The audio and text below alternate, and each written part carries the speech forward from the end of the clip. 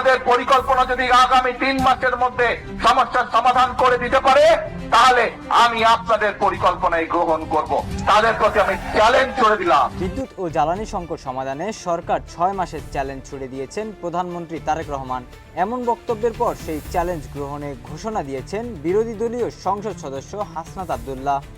শনিবার রাতে ফেসবুকে দেওয়া এক পোস্টে হাসনাত আব্দুল্লাহ বলেন, 6 মাসের মধ্যে বিদ্যুৎ সংকট সমাধানের পরিকল্পনা দিতে সরকারের দেওয়া চ্যালেঞ্জ তারা গ্রহণ করেছেন।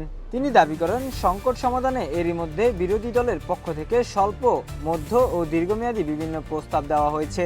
এর মধ্যে রয়েছে ভর্তুকি নীতি, জ্বালানি পরিকল্পনা, কন্টিনজেন্সি ও ডিজাস্টার রিকভারি প্ল্যান সহ বিদ্যুৎ সরবরাহের বিকল্প ব্যবস্থা। হাসনাতের দাবি, মার্চেন্ট পাওয়ার পলিসি 2025 বাস্তবায়নের মাধ্যমে বড় শিল্প প্রতিষ্ঠানে সরাসরি বিদ্যুৎ সরবরাহের সুযোগ তৈরি করা সম্ভব।